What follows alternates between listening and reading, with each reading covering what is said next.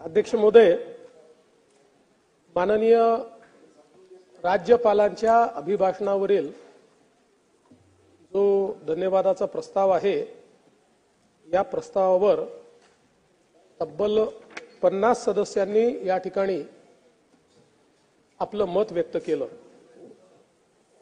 यामध्ये सन्मान्य श्री अर्जुन खोतकरजी, श्री चेतन तुपेजी, श्री राम कदमजी, श्री भास्करराव जाधव, श्री रमेशजी बोरनारे, श्री छगनराव भुजबळजी, श्री अमित झनकजी, श्री सुधीरभाऊ मुनगंटीवारजी, श्री शेखर निकमजी, श्री संजय गायकवाडजी, श्री जयंतराव पाटीलजी, श्री रत्नाकर गुट्टेजी, श्री राहुल कुलजी, श्री रईसभाई शेख, श्री सुनील प्रभुजी, श्री अतुल भोसलेजी, श्रीमती स्नेहाताई दुबे, श्रीमती मंजुळाताई गावित, श्री विजयसिंह पंडित, श्री हेमंत भोगले, श्री सुमित वानखेडे, श्री निलेशजी राणे, श्री हिरामणजी खोसकर, श्री रोहित पवार, श्री अनिल मांगुळकर, श्रीमती श्वेताताई महाले, श्री विलास भुमरे, श्री कैलास पाटील, श्री सत्यजित देशमुख, श्री चंद्रदीप नरके, श्री वरुण सरदेसाई, श्री अभिमन्यू पवार, श्री सुहास बाबर, श्री अभिजित पाटील, श्री बाबासाहेब देशमुख, श्री प्रताप अडसड, श्री अमोल खताळ, श्री संजय मेश्राम, श्री गजानन लवटे, श्री प्रवीण दटके, श्री विठ्ठलराव लंघे, श्री रोहित पाटील, श्री मनोज जामसुतकर, श्री संजय उपाध्याय, श्री सिद्धार्थ खरात, श्री सिद्धार्थ शिरोळे, श्री देवेंद्र कोठे, श्री प्रवीण स्वामी, श्री हारून खान, श्री बालाजी काळे अशा जवळपास 50 सदस्यांनी या ठिकाणी आपलं म्हणणं मांडलं। काहींनी अतिशय चांगल्या सूचना केल्या, काहींनी थोडी टीका देखील केली आणि मला असं वाटतं की एकूणच राज्याच्या धोरणांवर एक खूप समग्र अशा प्रकारची चर्चा आपल्याला या निमित्ताने पाहायला मिळाली। पहिल्यांदा तर मी माननीय राज्यपाल श्री CP राधाकृष्णनजी यांचे मनापासून आभार मानतो। त्यांनी आपल्या अभिभाषणाच्या माध्यमातून राज्याची पुढची दिशा ही मांडण्याचा प्रयत्न केला। FDI असेल, रोजगार असेल, कौशल्य विकास असेल, शेती असेल, सिंचन असेल, सोयाबीनची विक्रमी खरेदी असेल, रस्ते सुधारणा, शक्तीपीठ महामार्ग, वीज आवास योजना, शैक्षणिक उपक्रम, आरोग्य, क्रीडा, मराठीचा अभिजात दर्जा अशा सर्व समावेशक विषयांवर माननीय राज्यपालांनी त्या ठिकाणी आपल्याला मार्गदर्शन केलं आहे। आणि मला याही गोष्टीचा आनंद आहे की सभागृहातल्या जवळपास 17.36% एवढ्या सदस्यांनी या चर्चेमध्ये भाग घेतला। फक्त आमच्या नानाभाऊंनी का घेतला नाही, काँग्रेस पक्षाने नानाभाऊचं नाव इथेही कापलं का, असा प्रश्न मला या निमित्ताने येतोय। त्यामुळे आमच्या विदर्भाचा आवाज असा जर दाबण्याचा कोणी प्रयत्न जयंतराव करणार असेल, नाही असं नाही आहे, नानाभाऊ एक बुलंद आवाज आहे, असं कसं चालेल? तुम्ही एकतर ते 3-4 दिवस रंगबिरंगी कपडे घालून येत होते, त्यामुळे मला वाटलं आता नानाभाऊ जरा दुसऱ्या माहोलमध्ये आले आहेत, पण आज पुन्हा ते आपला पांढरे कपडे या ठिकाणी घालून आले। पण काही हरकत नाही।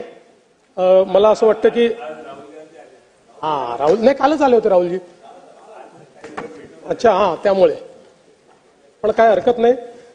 मला असं वाटतं की राज्यातल्या जनतेने एक खूप मोठं मॅन्डेट या सरकारला दिलं आणि महायुतीच्या पक्षांवर एक मोठा विश्वास या ठिकाणी राज्याच्या जनतेने दाखवला आणि त्या विश्वासाला अनुरूप कार्य हे आमच्या महायुतीच्या सरकारकडनं केलं पाहिजे।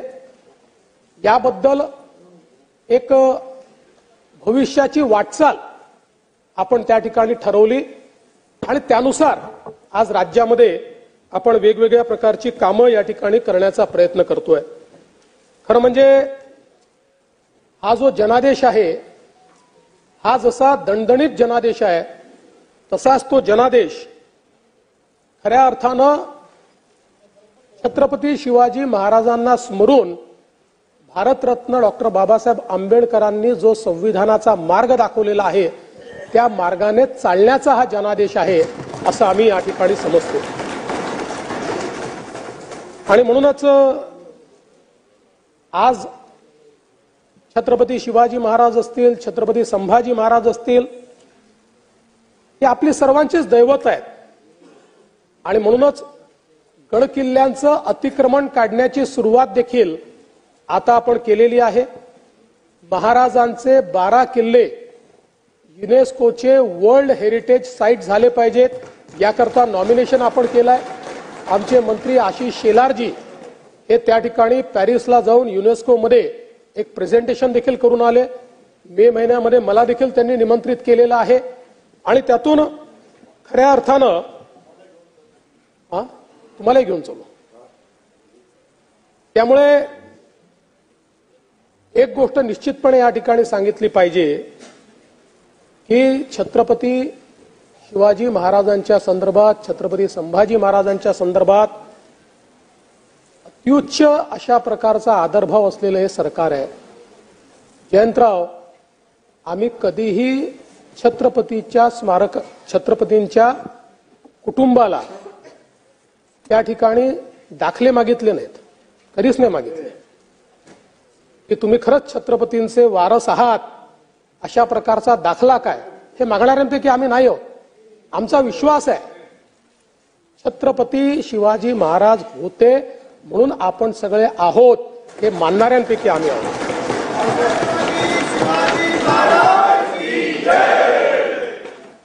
आज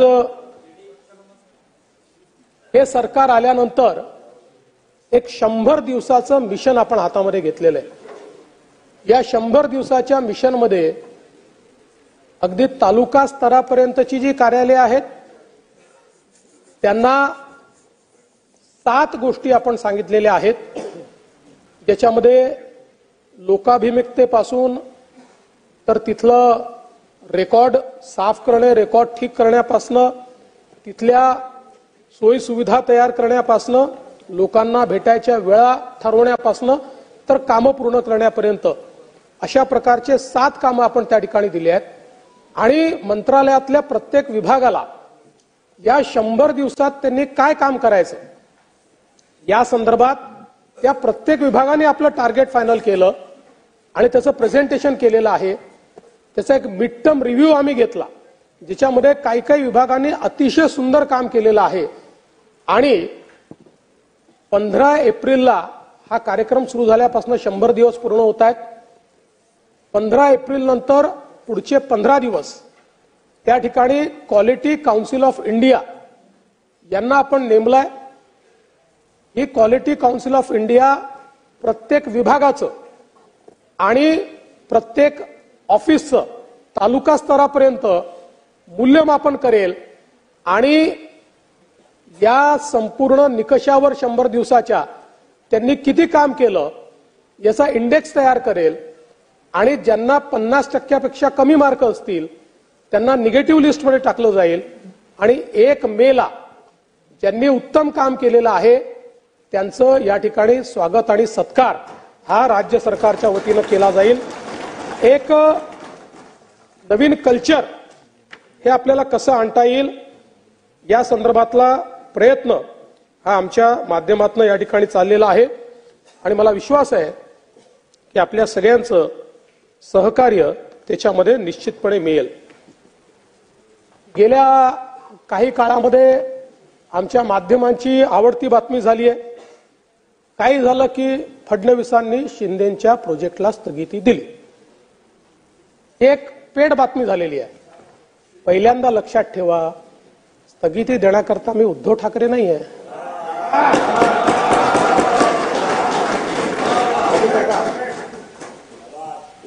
या ठिकाणी यापूर्वी देखील मी स्पष्ट केलं की जे जे राज्याच्या हिताचं आहे ते सुरू करत असताना शिंदे साहेबांसोबत सुरुवातीला मीही होतो, नंतर दादाही होते.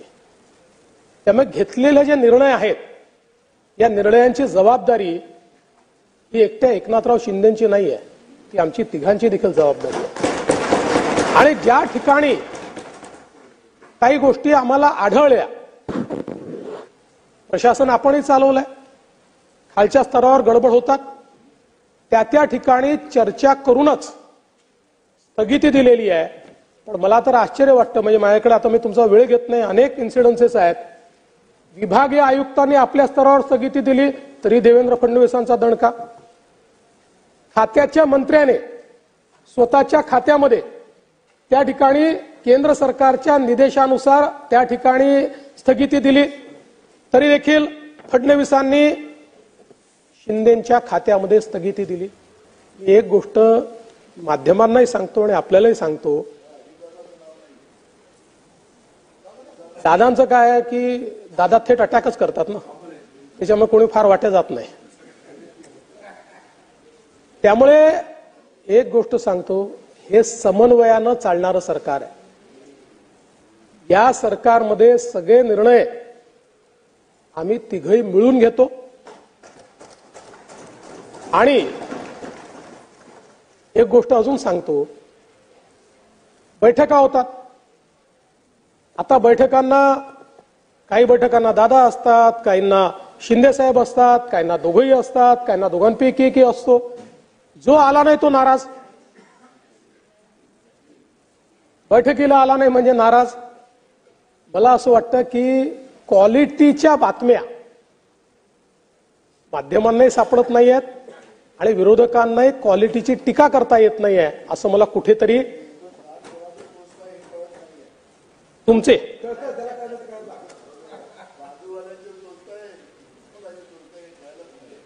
अध्यक्ष महोदय, राज्यामध्ये सोयाबीनच्या खरेदीच्या संदर्भात या ठिकाणी सांगण्यात आलं की सोयाबीनची खरेदी झाली नाही. पहिल्यांदा तर मी या ठिकाणी आपल्या लक्षात आणून देतो की एकूण सोयाबीनचा जो हमीभाव आहे तो 4,892 रुपये इतका घोषित करण्यात आला होता, जो मागील वर्षीपेक्षा 292 रुपये इतका जास्त होता. महाराष्ट्रामध्ये लागवडीखालील क्षेत्र हे 50 लाख हेक्टर होतं आणि या संदर्भात एकूण जी काही खरेदी आपण सुरू केली, नाफेडद्वारे 403, एनसीसीएफ द्वारे 159, अशा 562 केंद्रावर आपण ही खरेदी जी आहे ती सुरू केली. आणि केवळ महाराष्ट्र राज्य असं आहे की ज्या राज्यातल्या खरेदीला केंद्र सरकारने 2 वेळा एक्सटेन्शन दिलं. अजूनही आपण तिसरं मागितलेलं आहे, पण 2 वेळा एक्सटेन्शन दिलं आणि जवळपास आपण या ठिकाणी 11,21,385 मेट्रिक टन एवढी सोयाबीनची खरेदी केलेली आहे. ही खरेदी जी आहे ही अतिशय विक्रमी अशा प्रकारची खरेदी आहे. मग याच हंगामात इतर राज्यांच्या तुलनेत आपली खरेदी कशी आहे? तर आपण बघा, जी सोयाबीनचं सगळ्यात जास्त उत्पादन करणारं राज्य मध्य प्रदेश आहे. मध्य प्रदेशमध्ये झालेली खरेदी ही 6,22,000 मेट्रिक टन आहे. कर्नाटकमध्ये फक्त 18,000 मेट्रिक टन आहे. तेलंगणामध्ये 83,000 मेट्रिक टन आहे. राजस्थानमध्ये 98,000 मेट्रिक टन आहे आणि गुजरातमध्ये 54,000 मेट्रिक टन आहे. आपली 11,21,386 मेट्रिक टन आहे.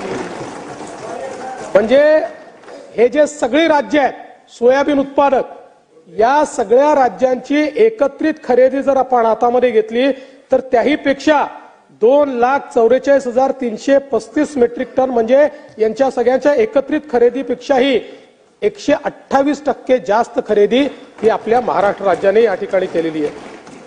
आणि मला या ठिकाणी सांगितलं पाहिजे की आजपर्यंतचा खरेदीचा रेकॉर्ड हा आपण मोडलेला आहे. यापूर्वी सगळ्यात जास्त खरेदी आपण 16-17 साली केली होती. तो रेकॉर्ड आपण मोडलेला आहे आणि मोठ्या प्रमाणात ही खरेदी जी आहे ही या ठिकाणी आपण केलेली आहे. अर्थात हे देखील खरं आहे की काही लोकांची खरेदी राहिली आहे, त्या संदर्भात आम्ही केंद्र सरकारला विनंती केली आहे. पण खरं सांगायचं झालं तर यावेळेस अवस्था अशी झाली की ही खरेदी संपल्यानंतर तूर खरेदी सुरू करायची होती. एकही गोडाऊन बाकी नव्हतं. राज्यात गोडाऊनच शिल्लक नव्हतं. सगळे गोडाऊन सोयाबीनने भरले होते. शेवटी खासगी गोडाऊन आपण भाड्याने घेतले आणि त्यातनं तुरीची खरेदी आपण सुरू केली. कापसाच्या खरेदीच्या संदर्भात देखील या ठिकाणी आपण ती खरेदी जी आहे ती हमी भावाने सुरू केलेली आहे. या संदर्भात 124 खरेदी केंद्र आपण सुरू केलेले. 28/2/2025 अखेर एकूण 137 लाख क्विंटल हा FAQ प्रतीचा कापूस आपण खरेदी केलाय आणि 50,000 क्विंटलच्या वर ज्या ठिकाणी कापूस आहे अशा कुठल्याही ठिकाणी नवीन केंद्र देण्याची या ठिकाणी राज्य सरकारची तयारी आहे. त्यामुळे अधिकची केंद्र लागली तरी ती आपण देणार आहोत. हमी भावाने तूर खरेदी आपण सुरुवात केलेली आहे.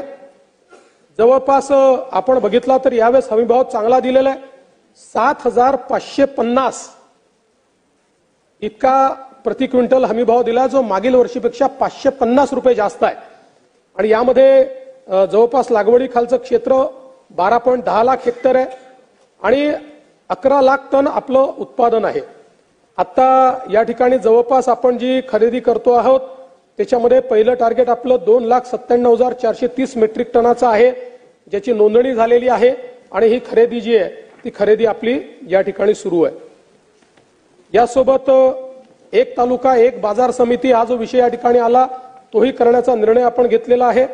आणि मला असं वाटतं की शेतमालाच्या खरेदीमध्ये कुठेही राज्य सरकार मागे पडणार नाही हा विश्वास या निमित्ताने मी देतो.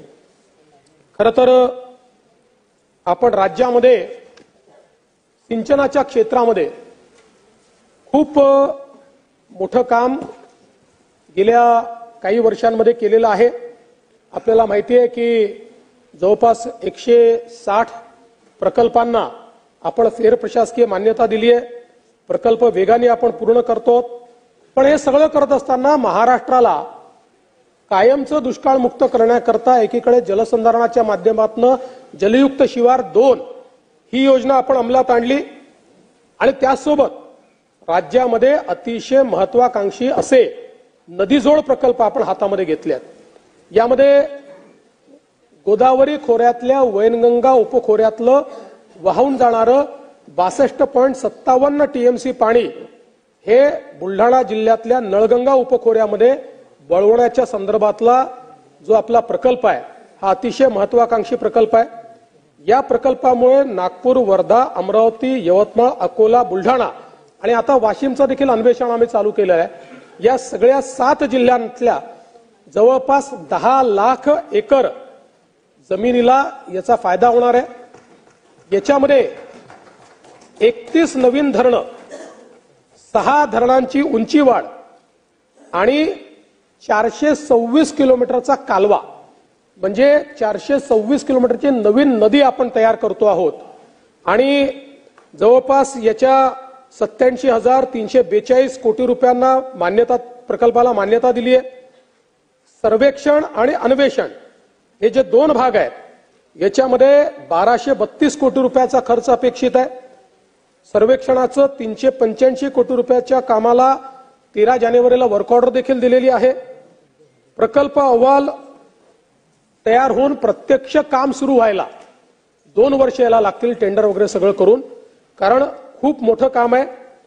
आणि त्यानंतर साधारणपणे 6 ते 8 वर्षामध्ये हे काम पूर्ण होणं अपेक्षित आहे. आणि यामुळे संपूर्ण विदर्भाचं चित्र हे पूर्णपणे बदलेल आणि कुठेही दुष्काळ आपल्याला दिसणार नाही अशा पद्धतीचं हे काम आपण या ठिकाणी हातामध्ये घेतलेलं आहे. यासोबत आपण अजून जे काही कामं हातामध्ये घेतलेली आहेत त्यात एक महत्वाचं पश्चिम वाहिनी वैतरणा उल्हास उपखोऱ्यातील अतिरिक्त पाणी मराठवाडा प्रदेशातील गोदावरी खोऱ्यात वळवण्याकरता आपण एक त्या ठिकाणी काम हातात घेतलंय. या संदर्भात आपण 17/9/2019 शासन निर्णय घेतला होता आणि त्यानंतर जी काही समिती आपण गठीत केली होती त्या समितीच्या अहवालानुसार आपण उल्हास खोऱ्यातनं 34.80 TMC, वैतरणा खोऱ्यातून 19.90 TMC असं एकूण 54.70 TMC पाणी हे वळवणार आहोत. त्या दृष्टीने आपण त्याचं संपूर्ण माझ्याकडे विवरण आहे, ते सगळं विवरण मी देणार नाही, पण साधारणपणे या 54 TMC पाणी मराठवाड्यात वळवण्याकरता सविस्तर प्रकल्प अहवाल हा तयार करण्याकरता आपण निविदा काढलेली आहे 61 कोटी रुपयाची।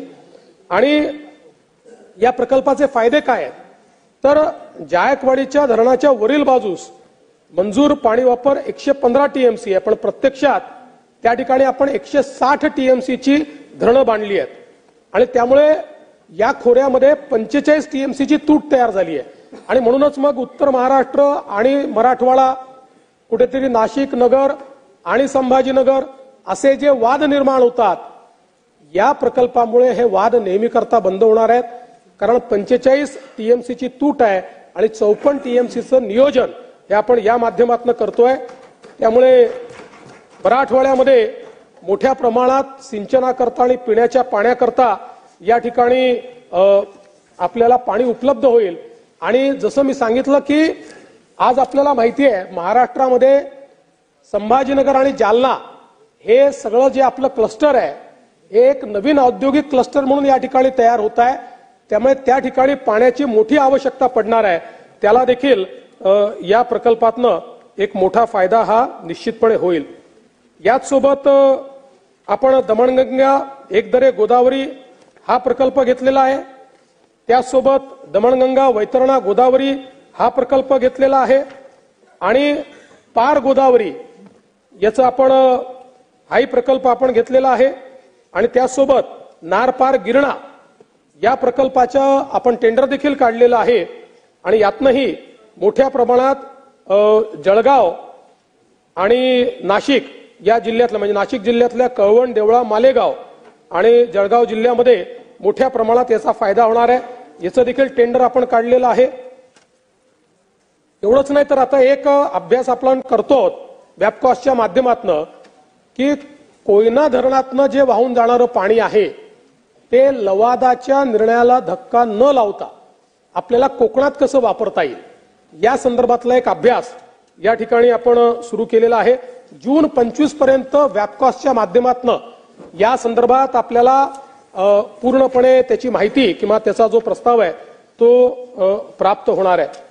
दमणगंगा पिंजाळ देखील आहे आणि तापी मेगा रिचार्ज हा एक महत्वाचा प्रकल्प आहे। आतापर्यंत या प्रकल्पातली अडचण अशी होती की या प्रकल्पामध्ये मध्य प्रदेश सोबत करार करायचा होता आणि मध्य प्रदेशचं सरकार तयार नव्हतं, पण मला सांगताना आनंद वाटतो की मध्य प्रदेशच्या सरकारच्या कॅबिनेटने या प्रकल्पाला मान्यता दिलेली आहे।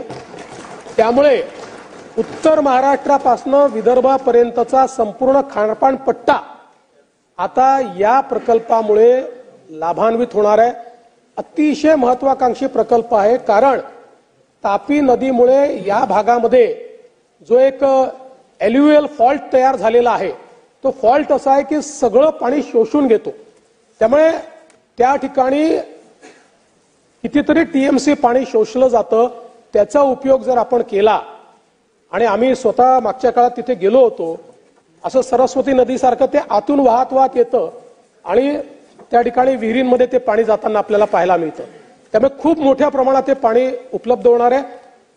या महिन्याच्या शेवटी किंवा पुढच्या महिन्यामध्ये भोपाळमध्ये इंटरस्टेट बोर्डाची बैठक घेऊन दोन्ही राज्य याच्यावर स्वाक्षरी करतील आणि आपल्या खारपाण पट्ट्याचा सगळ्यात महत्वाचा विषय जो आहे तो पूर्णपणे या ठिकाणी आपण सोडवू शकणार आहोत। ऊर्जा विभागाच्या माध्यमातून आपल्याला कल्पना आहे की आपण बळीराजा मोफत वीज योजना या ठिकाणी जाहीर केली आणि मोठ्या प्रमाणात 45 लक्ष कृषी पंप धारकांना मोफत वीज आपण त्या ठिकाणी पुरवतो आहोत। संपूर्ण आर्थिक वर्षाचा याचा खर्च जवळपास 14,000 कोटी रुपये आहे।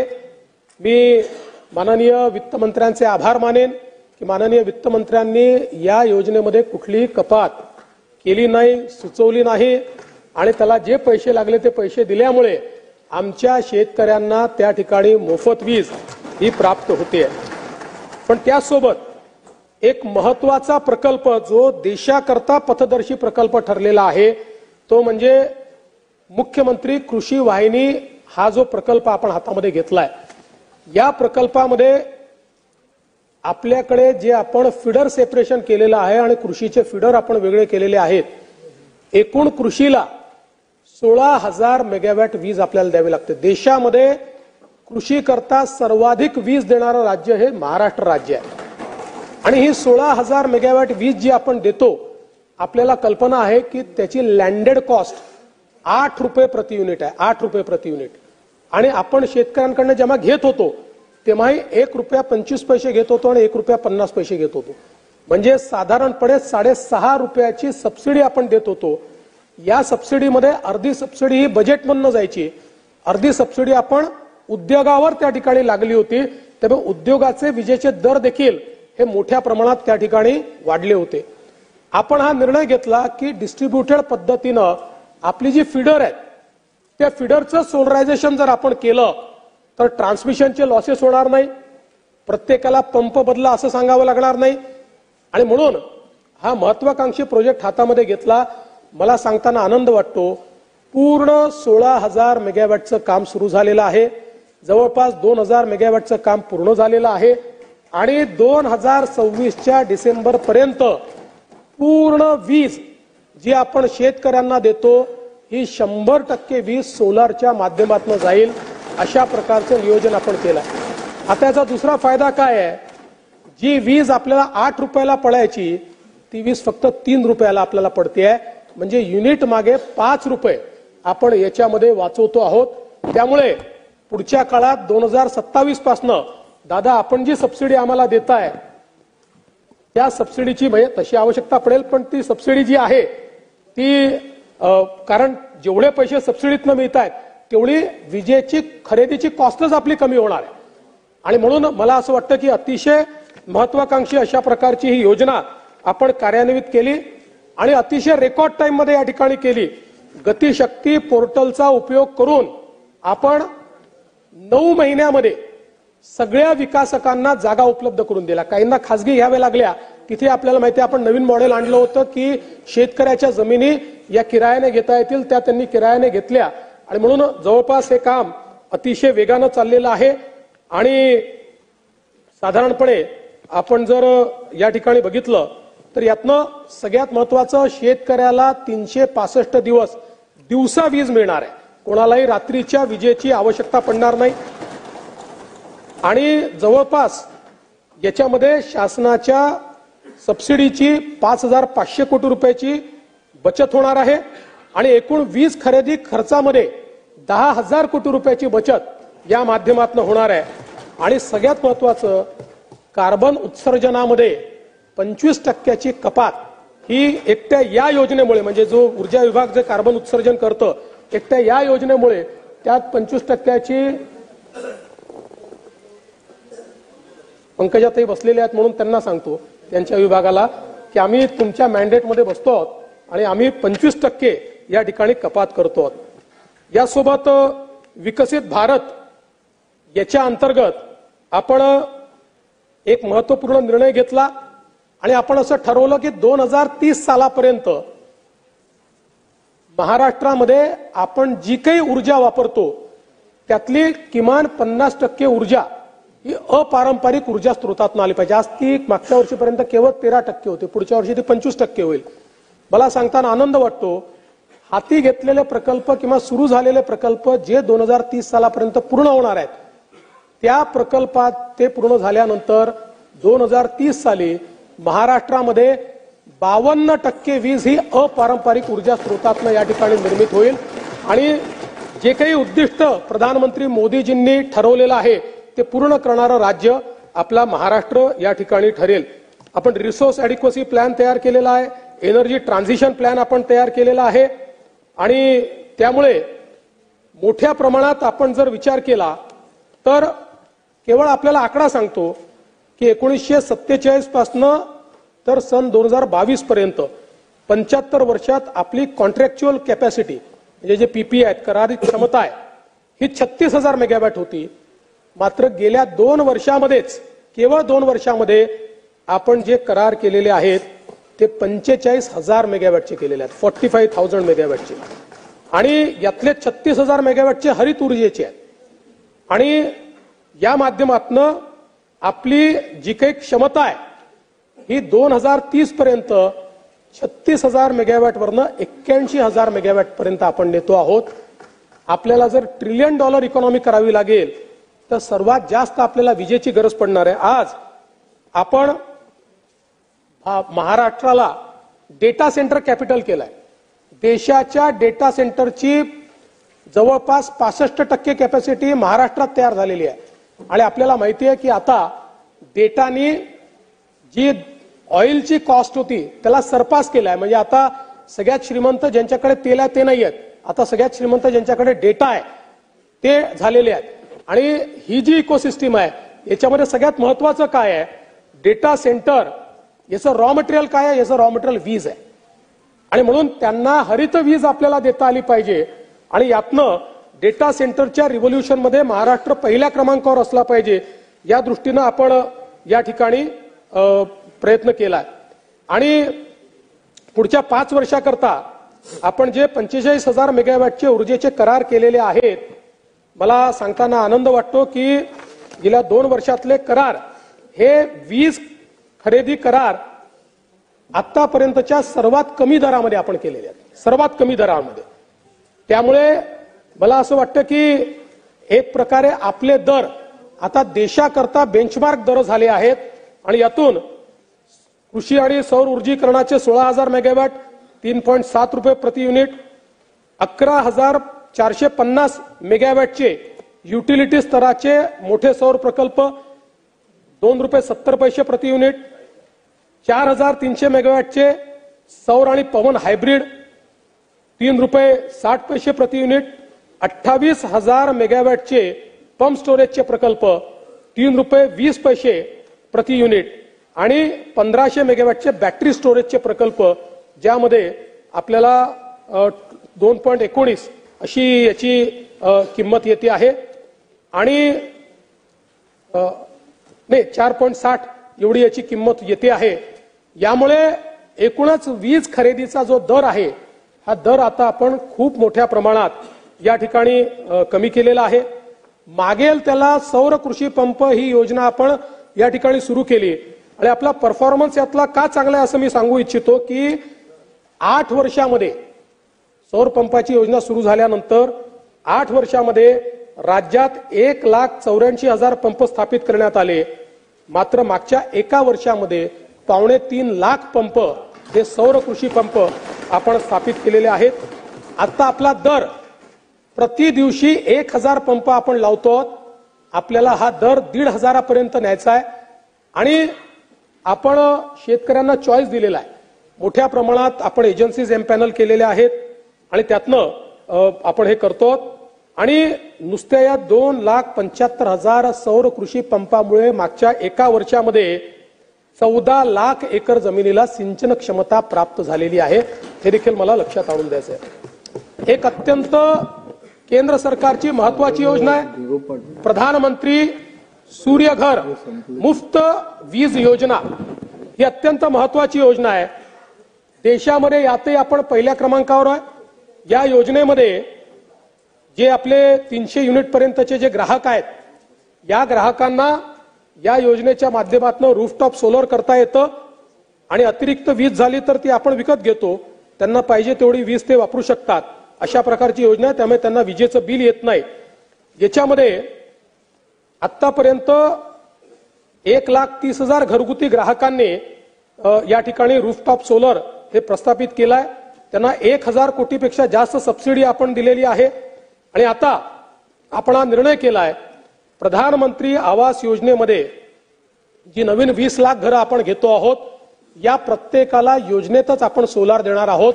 त्यामुळे त्यांना प्रधानमंत्री आवास योजनेच्या कुठल्याही ग्राहकाला त्या ठिकाणी विजेचं बिलच येणार नाही. अशा प्रकारची व्यवस्था ही आपण केलेली आहे. आता केंद्र शासनाच्या धर्तीवर एक नवीन योजना आम्ही तयार करायला घेतलेली आहे. या योजनेमध्ये आपल्याकडे आपले एकूण जे घरगुती ग्राहक आहेत या घरगुती ग्राहकांच्या 70% ग्राहक हे 0 ते 100 युनिट इतकी वीज वापरतात. या 70% ग्राहकांकरता पंतप्रधान सूर्यघर मुफ्त वीज योजनेच्या धर्तीवर राज्याची योजना आम्ही तयार करतो आहोत की ज्या योजनेमुळे हे 70% ग्राहक त्या योजनेचा लाभ घेऊन आपल्या घरावर सोलर लावू शकतील. आणि 70% ग्राहक म्हणजे जवळपास 1.5 कोटी ग्राहक हे विजेच्या बिलापासून पूर्णपणे मुक्त होऊ शकतील, पूर्णपणे मुक्त होऊ शकतील. या संदर्भात योजना अजून जवळपास अंतिम टप्प्यामध्ये आहे आणि त्या संदर्भात माननीय अर्थमंत्र्यांशी देखील आमची चर्चा चाललेली आहे. पण फार सपोर्ट आम्हाला बजेटरी घ्यावा लागणार नाही. त्याला आम्ही ज्या प्रकारे स्ट्रक्चर करतो आहोत त्यातनं अतिशय चांगली अशा प्रकारची योजना आपण करतो आहोत. एक अजून महत्वाची गोष्ट मला आपल्या लक्षात आणून द्यायची आहे ती म्हणजे मल्टी इयर टॅरिफ पिटिशन, बहुवार्षिक वीज दर निर्धारण याचिका. आपल्याला कल्पना आहे की MERC झाल्यानंतर गेल्या 10 वर्षामध्ये पहिल्यांदा 2 वर्षाचं मग 3 वर्षाचं, आता MERCने 5 वर्षाचं टेरिफ प्लॅन आपल्याला द्यावा लागतो आणि ते 5 वर्षाचा टेरिफ प्लॅन आपला अप्रूव्ह करून देतात. म्हणजे कुठल्या ग्राहकाकडनं किती पैसे आपण वसूल करणार आणि हा जो 5 वर्षाचा प्लॅन असतो त्यानुसारच पुढची 5 वर्ष आपल्याला विजेचे दर ठरले जातात. ते जे दर ठरवतील तर ऑटोमॅटिक लागू होतात, आपल्या कंपन्यांना ते लागू करावे लागतात.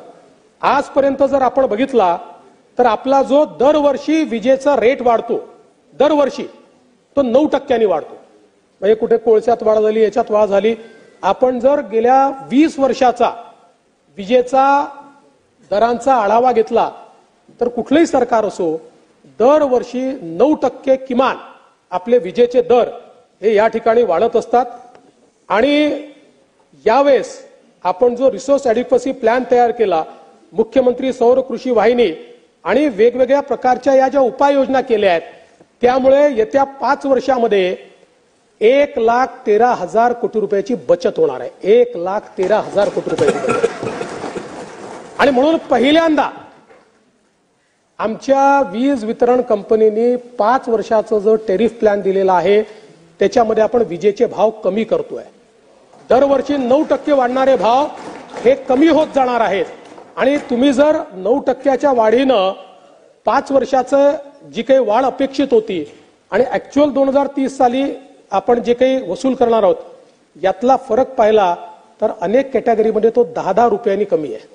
आणि मी आपल्याला सांगू इच्छितो की यामध्ये हे जे 70% ग्राहक मी सांगितले जे 0 ते 100 युनिट वाले आहेत यांच्या जे काही यांच्याकडनं आपण दर घेतोय ते वाढवायच्या ऐवजी आपण या 5 वर्षामध्ये 24% कमी करतोय. म्हणजे जोपर्यंत ते रूफटॉपवर येतील पण आज तर त्यांना बिल द्यायचं आहे ते 24% कमी करतो.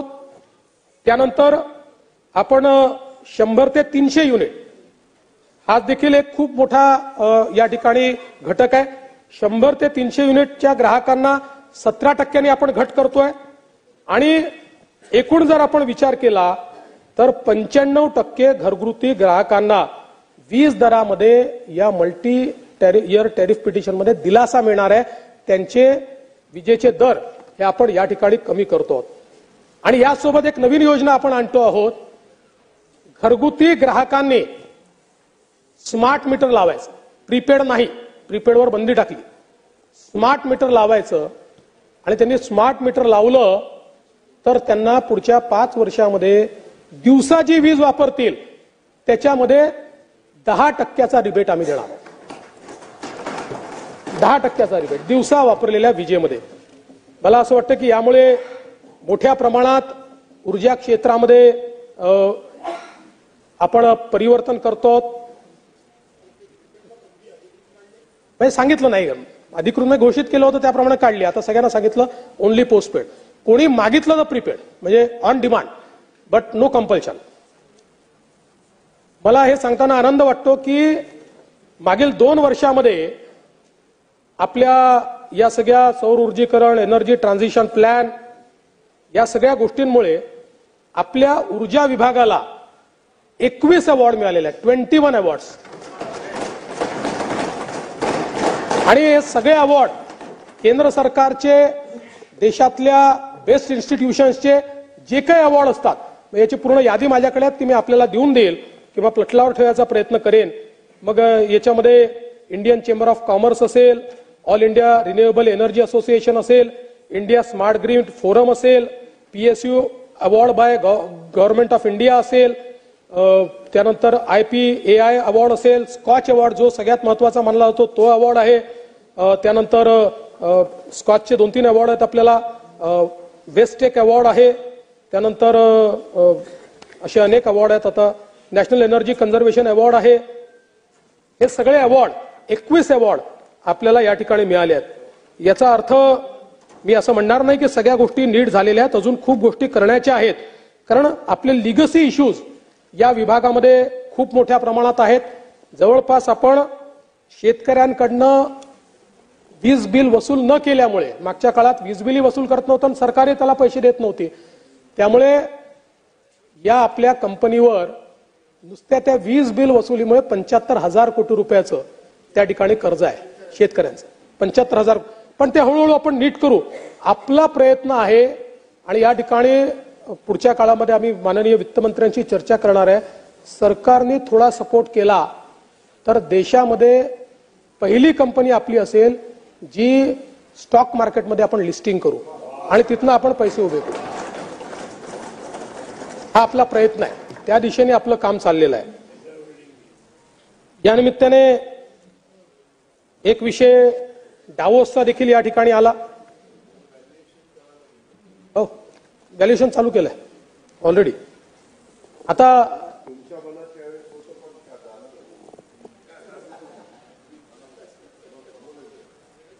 जयंतरावने देखील, आता जयंतराव तुम यस, प्रॉब्लेमच तो आहे की तुम्ही जयंतराव तुमचा प्रॉब्लेम, तुम्ही चुकीच्या वेळी चुकीच्या ठिकाणी राहता आणि चुकीच्या गोष्टी सांगता. योग्य गोष्टी योग्य लोकांसोबत योग्य वेळी सांगितल्या तर त्या कार्यान्वित होतात. हा, तुम्ही दादांचं ऐकत नाही, तुमचा प्रॉब्लेम आहे, आणि माझंही ऐकत नाही, प्रॉब्लेम आहे. तर जयंतराव सारख्या नेत्यांनी तरी राज्यात येणाऱ्या गुंतवणुकीवर शंका उपस्थित करू नये. आमचे रोहित दादा वगैरे ठीक आहेत, त्यांनी केली तरी चालू शकतं. ते तुलनेनं तरुण आहेत, म्हणजे ते काही अनभिज्ञात असं नाही, तुलनेनं तरुण आहेत. त्याच्यामुळे तरुण माणसांनी केलं, वरुणनी केलं, चालू शकतं. पण तुम्ही तरी नाही. म्हणून आपले सुप्रसिद्ध गझलकार सुरेश भट काय म्हणतात, साऱ्याच शंकांची अशी मागू नको उत्तरे, साऱ्याच शंकांची अशी मागू नको उत्तरे, असतात शंकेखोर जे त्यांचे कधी झाले बरे.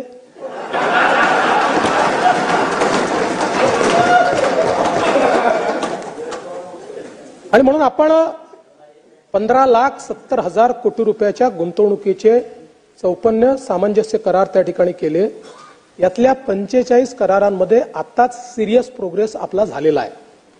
आणि मला या निमित्ताने सांगायचं आहे की संरक्षण, पेट्रोकेमिकल, पॉलिएस्टर, नवीनीकरण ऊर्जा, बायो एनर्जी, हरित हायड्रोजन, ग्रीन केमिकल्स, औद्योगिक क्षेत्र विकास, retail, data centre, telecommunication, steel, पायाभूत सुविधा, cement, lithium ion batteries, solar wafer, cell modules, आदरातिथ्य, रिअल इस्टेट, पोलाद, डेटा सेंटर, अशा वेगवेगळ्या क्षेत्रांमध्ये हे करार आपण या ठिकाणी केले आहेत. यापैकी उद्योग विभागाने 11,71,000 कोटीचे करार केले आहेत. MMRDA ने 3.44 लाख कोटीचे केले आहेत, तर सिडकोने 55,200 कोटी रुपयाचे केलेले आहेत. आणि मला एक गोष्ट सांगितली पाहिजे की राज्याच्या, देशाच्या इतर राज्यांमध्ये आणि महाराष्ट्रातलं अंतर काय आहे.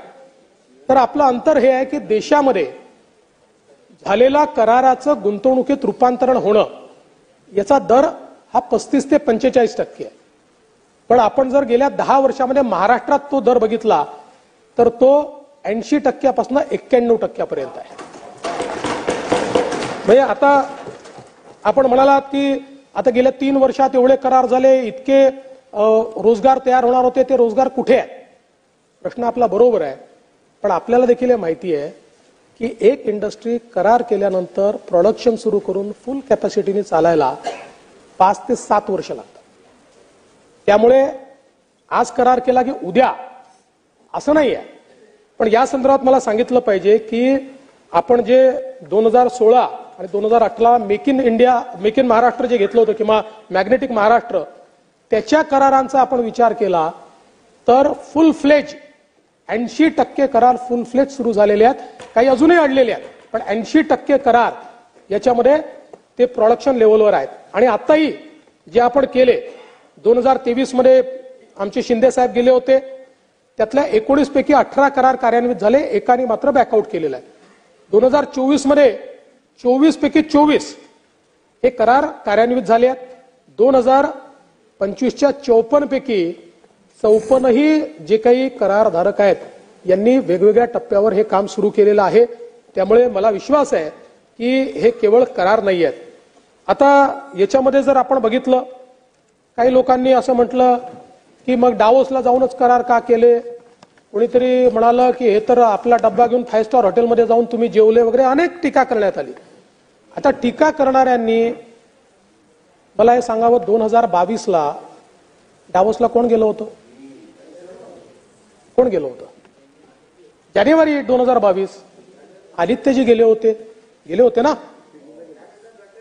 ते ठीक आहे, त्याच्यावर आता तिथे आदित्यजी गेले होते, आदित्य ठाकरेजी गेले होते. जानेवारीत असताना आमचं जुलैमध्ये आलं, जूनमध्ये आलं आमचं 22ला. आता तिथे 80,000 कोटी रुपयाचे करार हे त्या ठिकाणी केले.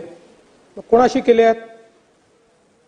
टाटा लॉयर फार्मा भारतीय कंपनी, इंडोरमा भारतीय कंपनी, स्केलार ग्रुप भारतीय कंपनी, टाटा रिअल्टी भारतीय कंपनी, GR कृष्णा फेरोअलॉयज भारतीय कंपनी, त्याच्यानंतर काय व्हॅलियंट ग्लास प्रायव्हेट लिमिटेड ही भारतीय कंपनी, त्याच्यानंतर सोनल इटेबल भारतीय कंपनी, इंडोकाउंट भारतीय कंपनी, क्लोरोशाइन भारतीय कंपनी, PG भारतीय कंपनी, कार्निवाल इंडस्ट्री भारतीय कंपनी, गोयल प्रोटीन्स भारतीय कंपनी. ठीक आहे, सगळ्या यादीच तुम्हाला देतो.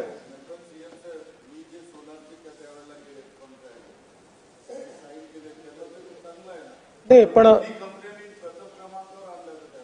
पण दुर्दैवाने त्यानंतर बॅकआउट झाल्या. याकरता बॅकआउट झाल्या की जे चायनामध्ये प्रॉब्लेम तयार झाले होते त्या प्रॉब्लेममुळे त्यांनी त्यातनं बॅकआउट केलं. पण आपण पुन्हा आणण्याचा प्रयत्न करू, काही अडचण नाही आहे.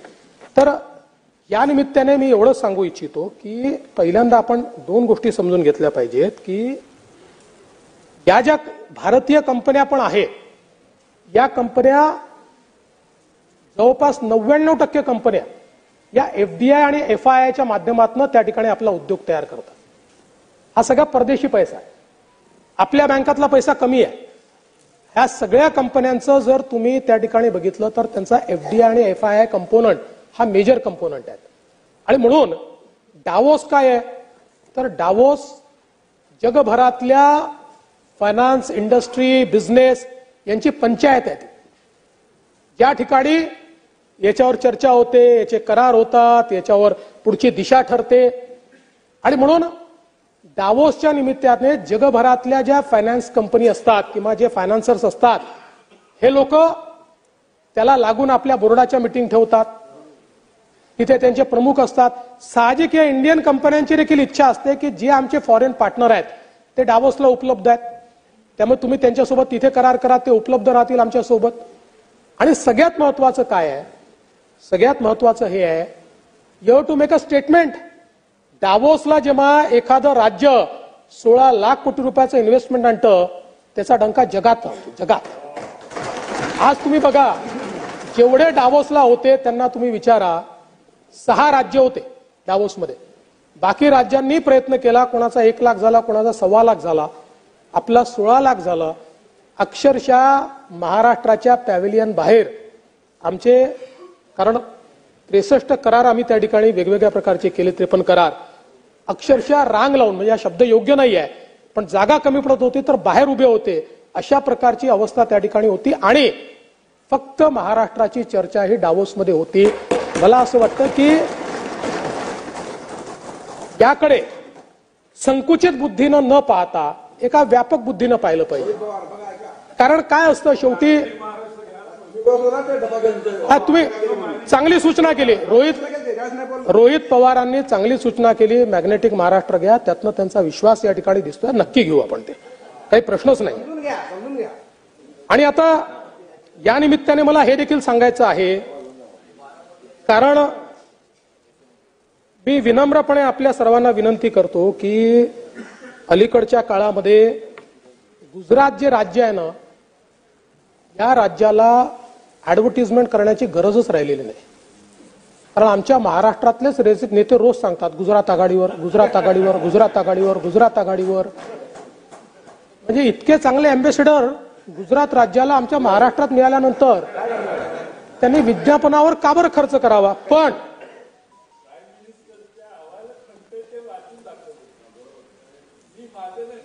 प्राईम मिनिस्टर साहेब असा प्राईम मिनिस्टरचा असा कुठलाही अहवाल नसतो, तो त्या राज्याचा अहवाल असेल. म्हणून आता आकडेवारी घेऊन आलो. पाठवा त्यांनाही सांगू आम्ही नंबर 1 आहोत म्हणून. आकडेवारी आहे, कारण त्यांनी दिलेली आकडेवारी आपल्यासमोर. आता मी आपल्यासमोर थेट परकीय गुंतवणुकीची आकडेवारी पुन्हा एकदा ठेवण्याचा प्रयत्न करतो, कारण थर्ड क्वार्टरचे रिझल्ट परवाच आलेले आहेत. आणि आपल्याला मला सांगताना आनंद वाटतो की पहिल्या 9 महिन्यामध्येच आपल्याला 1,39,434 कोटी रुपयाची परकीय गुंतवणूक मिळालेली. आणि परकीय गुंतवणूक ही येते की नाही असं काही लोक प्रश्न विचारतात, म्हणून सांगतो इतर गुंतवणुकीमध्ये आणि या गुंतवणुकीत फरक असा असतो की आरबीआय याचे आकडे घोषित करतं ज्या दिवशी पैसे येतात, ज्या दिवशी ऍक्च्युअल इन्व्हेस्टमेंट होतं त्यावेळी हे आकडे घोषित होतात. आणि मला हेही सांगताना आनंद वाटतो की आपण आपलाच रेकॉर्ड तोडलाय. यापूर्वीचा 2016-17चा आपला रेकॉर्ड जो होता की ज्यामध्ये आपल्याला 1,31,000 कोटी रुपयाची इन्व्हेस्टमेंट आली होती, तो रेकॉर्ड म्हणजे आतापर्यंत महाराष्ट्राच्या इतिहासात तो रेकॉर्ड होता, तो आता आपण तोडलेला आहे. 1,39,000 आणि अजून फोर्थ क्वार्टरचे रिझल्ट यायचे आहे. म्हणजे 9 महिन्यामध्येच आपण एवढी गुंतवणूक यामध्ये मिळवलेली आहे.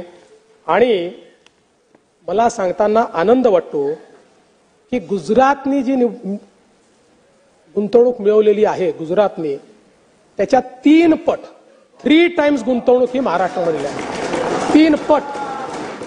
आणि गुजरात, कर्नाटक, दिल्ली अशा 2-3 राज्यांची गुंतवणूक एकत्रित केली तरीही महाराष्ट्राची गुंतवणूक जास्त आहे. एवढी गुंतवणूक ही आपल्या महाराष्ट्रात येते. त्यामुळे तुम्ही टीका करताना अशी टीका करा की तुम्ही उद्योगाला नीट वागवत नाही, अजून चांगलं वागवा, अजून उद्योगाला 4 गोष्टी द्या. पण रोज उठून गुजरातची तारीफ करायची कुठेतरी बंद करा. आपल्या राज्याचा ज्या अचीवमेंट्स आहेत त्याचा अभिमान, त्याचा स्वाभिमान हा आपल्यामध्येही मला दिसला पाहिजे, अशा प्रकारची माझी आपल्याला विनंती आहे.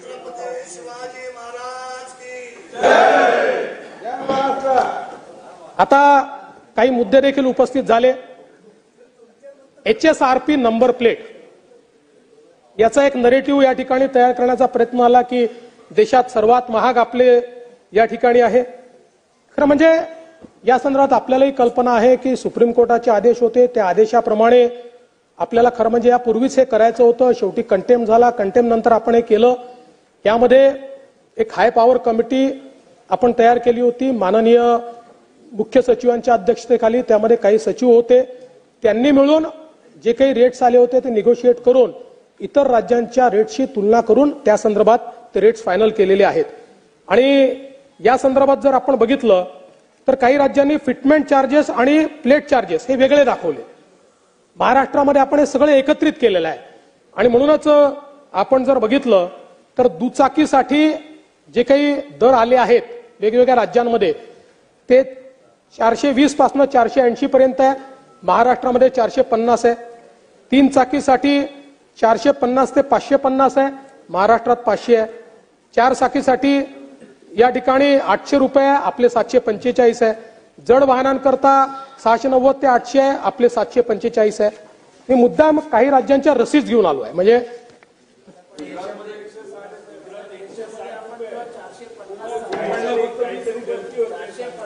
नाही त्याची पण मागून देतो. हो साहेब, हे आता तुम्हाला मी जे भाव आणलेले आहेत हे सगळे रिसिप्ट घेऊन आलो आहे. म्हणजे जे आपल्याकडे इन्क्लूड आहे त्याचे इन्क्लुडिंग रिसिप्ट आहे. ते गुजरातचे आपल्याला देतो, आकडे काळजी करू नका. चला, काहीतरी गुजरातचं आवडलं तुम्हाला, आनंदाची गोष्ट आहे. आता समजा आपण गोव्याचा विचार केला तर या ठिकाणी त्यांनी काय केलंय, मूळ किंमत 315 रुपये, फिटमेंट किंमत 100 रुपये, कन्व्हेन्स फी 50 रुपये, जीएसटी 83 रुपये. असं जर केलं तर त्यांची किंमत होते 548 रुपये. चंदीगडची देखील किंमत होते, मूळ किंमत 315 रुपये, त्यांची जवळपास 549 रुपये होते. आणि महाराष्ट्राची किंमत ही एकूण किंमत जर आपण बघितली तर 531 रुपये होते. त्यामुळे या ठिकाणी कुठेतरी महाराष्ट्रामध्ये खूप मोठ्या प्रमाणात केलेला आहे. आणि मग मध्ये एका वाहिनीने स्टिंग ऑपरेशन दाखवलं आणि त्याच्यामध्ये त्यांनी 1200 ते 1300 रुपये किंमत घेतली जाते आहे अशा प्रकारचं दाखवलं. त्याच्यावर छापा पडल्यानंतर तो अधिकृत एजंट देखील नव्हता, HSRPचा डीलर देखील नव्हता, जुनी नंबर प्लेट विकणारा व्यक्ती होता. त्यानंतर आम्ही त्या वाहिनीला विनंती केली, 4 वेळा विनंती केली की हे बघा आता सत्य समोर आलेलं आहे, हे सत्य दाखवा. नाही दाखवलं.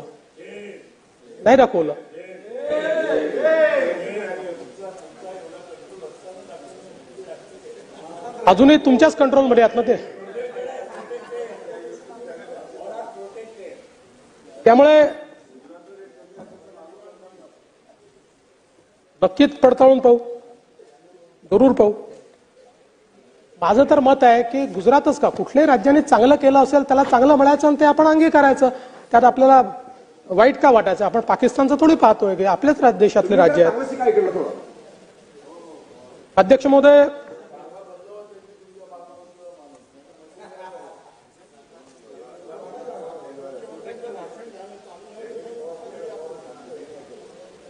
मेट्रोच्या संदर्भात काही मुद्दे समोर आले होते. त्यातला एक मुद्दा होता की मेट्रो 5चं काम रखडल्याच्या संदर्भातला मुद्दा या ठिकाणी समोर आलेला होता.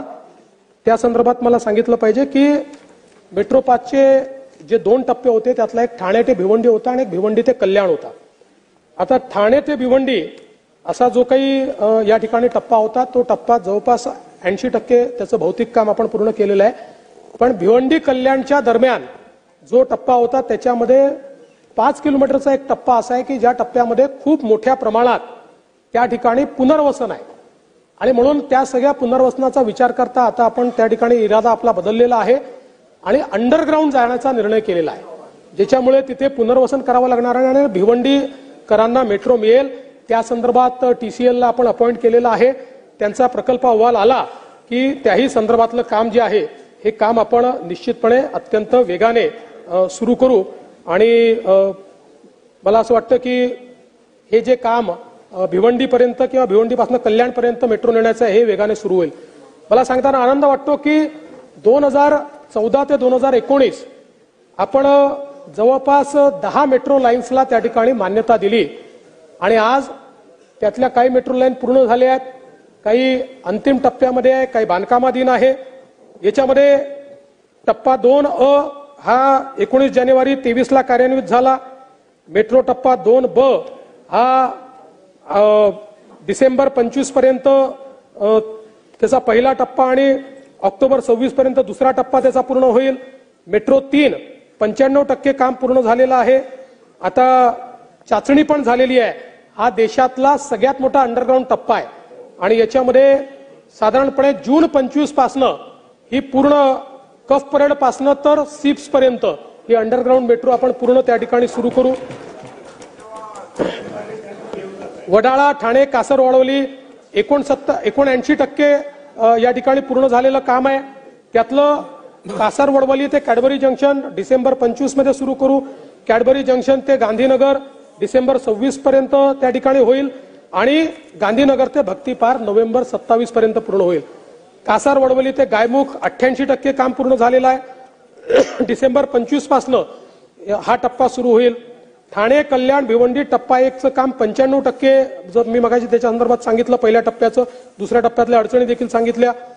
त्यानंतर मेट्रो 6 स्वामी समर्थनगर, विक्रोळी, कांजूरमार्ग 78% काम पूर्ण झालंय, डिसेंबर 26 पर्यंत सुरू होईल. मेट्रो 7 23 मध्येच आपण खुला केलेला आहे. मेट्रो 9 आणि मेट्रो 7A दहिसर ते मीरा भाईंदर 95% काम पूर्ण झालेलं आहे. डिसेंबर 25 मध्ये काम आपण ते पूर्ण करू. अंधेरी ते मुंबई विमानतळ 55% काम पूर्ण झालंय, डिसेंबर 26 पर्यंत हे काम पूर्ण होईल. गायमुख ते शिवाजी चौक हा जो आहे याची अंतिम टप्प्यात अजून काम सुरू केलं नाही, परवानग्या अंतिम टप्प्यात आहे.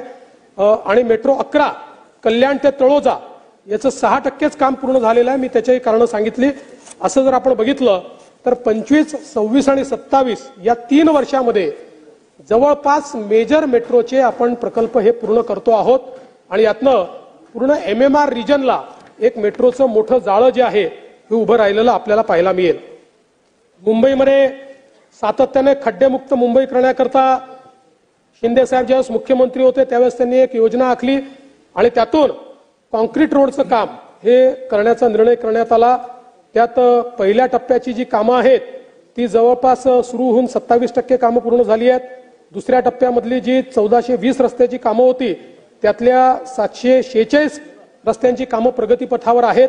आणि कुठल्याही परिस्थितीत 2027 पर्यंत ही सगळी कामं पूर्ण करायची जेणेकरून मुंबई हे खड्डेमुक्त होईल अशा प्रकारचा आपला प्रयत्न आहे.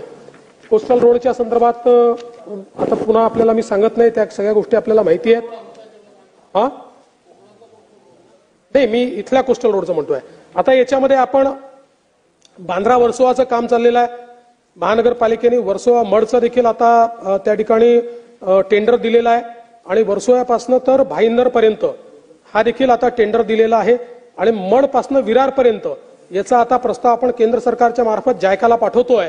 त्यामुळे वेस्टर्न साईड जी आहे ही पूर्णपणे, कारण आपला 60% ट्रॅफिक मुंबईचा हा वेस्टर्न एक्सप्रेसवेवर असतो, ती कम्प्लीट वेस्टर्न साईड जी आहे ती अगदी विरारपर्यंत डिकंजेस्ट होईल अशा प्रकारचं काम हे आपण सरकारच्या माध्यमातून या ठिकाणी करतो. यासोबत काही अजून विषय आहेत, मी आता सगळ्या विषयांमध्ये जात नाही, वेळ मी जास्त घेतलाय. एक रस्ते विकासाच्या संदर्भात देखील राज्यामध्ये अत्यंत महत्वाचं काम हे चाललेलं आहे. आणि या ठिकाणी आपण एक रस्ते विकासाचा आराखडा तयार केलेला आहे. ज्या आराखड्यामध्ये एक थीम आपण तयार केलेली आहे, पर्यटनाचे केंद्र जोडणे, उद्योगाचे केंद्र जोडणे अशा प्रकारची. आणि या आराखड्याच्या आधारावर आता आपण या ठिकाणी कामं करतो. नाबार्डच्या अंतर्गत 631 कोटीची कामं होत आहेत. हायब्रिड एन्युटीच्या अंतर्गत 8654 किलोमीटरची कामं आपण त्या ठिकाणी घेतलेली आहेत. सुधारित हायब्रिड एन्युटीच्या अंतर्गत 36,000 कोटी रुपयाच्या कामाच्या निविदा प्रक्रिया पूर्ण झालेल्या आहेत. त्याचं काम लवकरच आपण सुरू करतो. आणि एकूणच जर आपण बघितलं आशियाई विकास बँकेच्या मदतीनं आपण त्या ठिकाणी 1750 कोटी रुपयाची कामं पूर्ण केली आहेत आणि 3939 कोटीची कामं सुरू आहेत. खरं म्हणजे केंद्रीय मार्ग निधीतनं 1600 कोटी रुपयाची कामं पण प्रस्तावित केली आहेत. आता आपण असं ठरवलं आहे की RDDच्या माध्यमातनं म्हणजे ग्रामविकासच्या माध्यमातनं आपण 14,000 किलोमीटरचे रस्ते या ठिकाणी करणार आहोत. आणि आपण निर्णय घेतलाय की आता गावाला जाणारा रस्ता ही कॉन्क्रीटचा रस्ता आपण तयार करणार आहोत. कारण आपल्याला माहिती आहे की आपल्याकडे आपण मुख्यमंत्री ग्रामसडक योजनेत, प्रधानमंत्री ग्रामसडक योजनेत तयार करतो, 5 वर्षांनी 7 वर्षांनी ते खराब होतात आणि त्याच्या मेंटेनन्सची आपल्याकडे व्यवस्था नसते. आणि म्हणून व्हाईट टॉपिंगचा उपयोग करून आता आपण जवळपास 7,000 किलोमीटर ADBच्या माध्यमातून आणि 7,000 किलोमीटर न्यू डेव्हलपमेंट बँकेच्या माध्यमातून, त्यासोबत PWDच्या अंतर्गत आपण VR to ODR आणि नॅशनल आपलं स्टेट हायवे टू नाही ODR टू स्टेट हायवे नाही ते स्टेट हायवे पर्यंत नेणं असे 3-4 जे हे केले आहेत. याच्यामध्ये न्यू डेव्हलपमेंट बँकेसोबत आपली एक बैठक झाली आणि जवळपास राज्यामध्ये 13,900 किलोमीटरचे रस्ते हे आपण त्यांना प्रपोज केले आहेत. त्यांनी तत्वता मान्यता दिली आहे. आता त्याचा PPR हा आपण या ठिकाणी करणार आहोत. म्हणजे एक आम्ही थोडंसं तिघांनी बसून एक निर्णय केला की आपण तुला 10 किलोमीटर, त्याला 20 किलोमीटर, याला 5 किलोमीटर असं करायच्या ऐवजी मतदारसंघ न पाहता स्कीमॅटिकली आपण करतो. बँकांना तसाच प्रस्ताव द्यावा लागतो. त्यामुळे 100%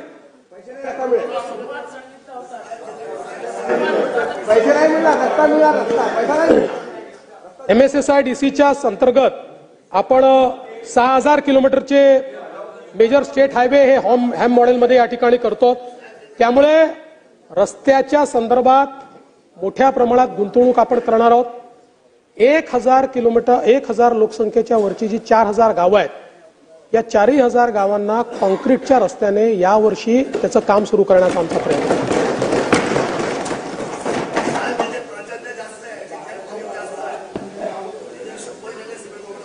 पर्जन्य जास्त आहे नका म्हणून शिवनेरीला करायचं सांगा ते करूच.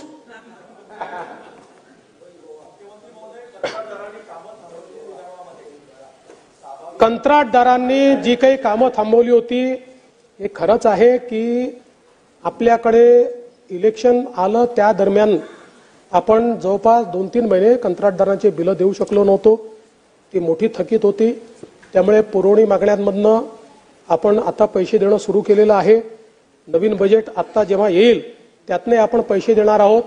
कंत्राटदारांचे पैसे हे त्या ठिकाणी देण्याच्या संदर्भात अर्थमंत्र्यांनी पुढाकार घेतलेला आहे. त्यामुळे कुठेही कंत्राटदारांची देणी दिली नाही म्हणून कामं होत नाही अशी. अरे बाबा, तिजोरीची चाबी त्यांच्याकडे आहे ना. अर्थमंत्र्यांनी सांगितलं पुढाकार घेतला तर पैसे निघतील, नाही तर कुठनं निघतील.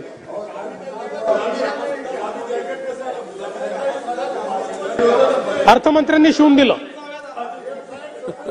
अर्थमंत्र्यांनी शिवून दिलं म्हणून हे जॅकेट आहे. जरा शांत शांत शांत शांत. अध्यक्ष महोदय, महाराष्ट्र शक्तीपीठ महामार्ग हा एक अत्यंत महत्वाकांक्षी असा महामार्ग आहे जो सुरुवात जरी नागपूरहून होत असली तरी त्याची खरी सुरुवात ही वर्धेहून होणार आहे, सेवाग्रामवरनं होणार आहे. कारण समृद्धी महामार्गावरनं तो सुरू होतोय, सेवाग्रामवरनं. याच्यामध्ये वर्धा, यवतमाळ, हिंगोली, नांदेड, परभणी, बीड, लातूर, धाराशिव, सोलापूर, सांगली, कोल्हापूर आणि सिंधुदुर्ग अशा 12 जिल्ह्यांमधनं या ठिकाणी हा रस्ता जाणार आहे. हा शक्तीपीठ महामार्ग चेक करावं लागेल आता माझ्याकडे.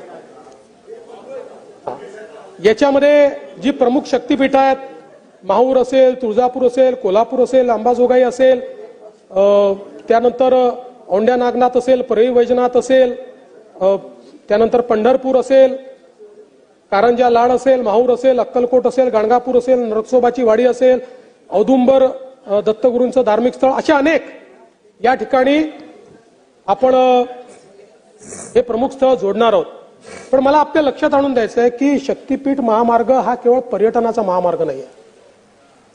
शक्तीपीठ महामार्गामुळे मराठवाड्याचा वेगानं आर्थिक आणि औद्योगिक विकास होणार आहे. त्याकरता हा महामार्ग महत्त्वाचा आहे. मराठवाड्यामध्ये सर्वाधिक हा महामार्ग जाणार आहे आणि आपला जो कोकण आणि दक्षिण महाराष्ट्र आहे हा सेंट्रल इंडियाशी जोडणारा हा महामार्ग आहे. आणि म्हणून आपण एक प्रकारे या ठिकाणी समृद्धी महामार्ग, कोकण द्रुतगती महामार्ग आणि शक्तीपीठ महामार्ग असा एक त्रिकोण तयार करतो की ज्यातनं महाराष्ट्रामध्ये आपल्याला गुड्सची मुवमेंट हे आता आम्ही समजा वाढवण हे देशातलं सगळ्यात मोठं पोर्ट होत आहे. आता या वाढवण पोर्टला आपण समृद्धी महामार्ग नाशिक पासनं थेट 100 किलोमीटरचा रस्ता करतोय. त्याचा फायदा काय होईल? एक तर नाशिकला तर होईलच, नाशिक वाढवणचं नवीन औद्योगिक केंद्र नाशिक तयार होईल. पण त्यासोबत समृद्धी महामार्गावरचे सगळे जेवढे जिल्हे आहेत त्यांना पोर्ट कनेक्टिव्हिटी मिळेल. शक्तीपीठ महामार्गावरचे जेवढे जिल्हे आहेत त्यांना वेगळ्या प्रकारची पोर्ट कनेक्टिव्हिटी मिळेल. आणि म्हणून याला केवळ एक रस्ता म्हणून आपण बघत नाही, तर एक प्रकारे आपल्या ग्रोथचं इंजिन म्हणून याच्याकडे आपण पाहतो. या संदर्भात आपण अलाइनमेंट फायनल केली, 15/2 नोटीस आपण काढली. त्यानंतर आता जॉईंट मेजरमेंटच्या स्टेजवरती आहे. जॉईंट मेजरमेंट झाल्यानंतर आपण याचं अधिग्रहण सुरू करणार आहोत. हे खरं आहे की कोल्हापूर जिल्ह्यामध्ये काही प्रमाणात याला विरोध आहे, हे मी नाकारत नाही. पण मला अतिशय आनंद आहे की काल मी कोल्हापूरला गेलो होतो आणि त्या ठिकाणी कोल्हापूरमध्ये जवळपास 5 तालुक्याचे शेतकरी माझ्याकडे येऊन भेटले. जवळपास 200 शेतकरी त्या ठिकाणी आले होते आणि बधित 1000 शेतकऱ्यांच्या सह्या त्यांनी दिल्या की आम्हाला शक्तीपीठ महामार्ग हवा आहे. आणि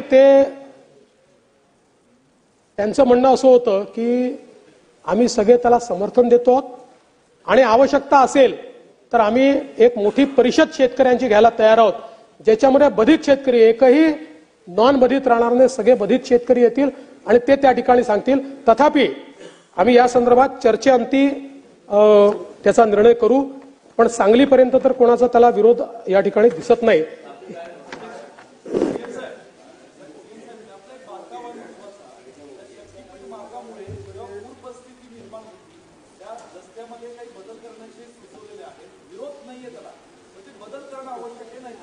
कुठलीही सकारात्मक सूचना या ठिकाणी, कुठलीही कदम साहेब सकारात्मक सूचना असेल तर त्याचा निश्चितपणे आपण विचार करू. शेवटी एखादा प्लॅनिंग हे इव्हॉल्व्ह होत असतं.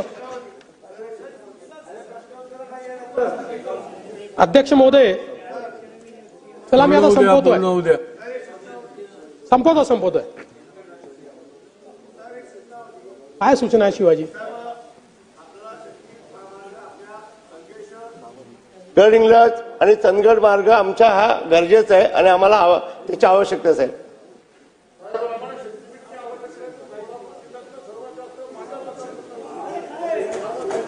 ठीक आहे, धन्यवाद. आपले आभारी आहे. नक्की आपण करू तो.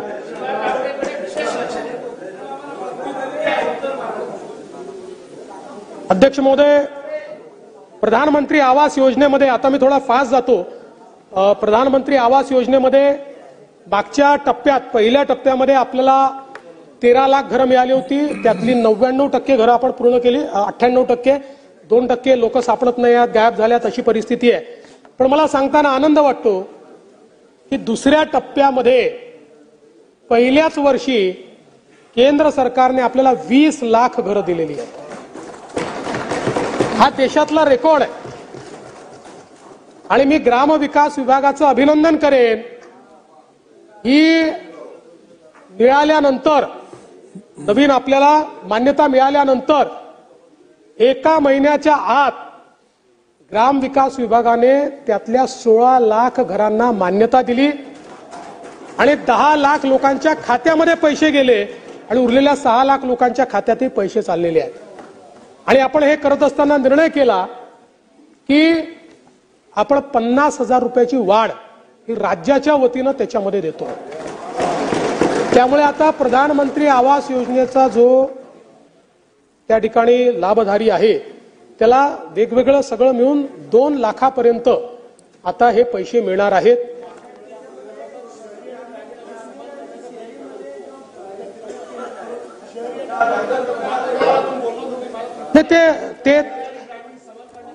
ते आपण जे सांगितलं भास्करराव, नाही एक मिनिट नाही, भास्करराव,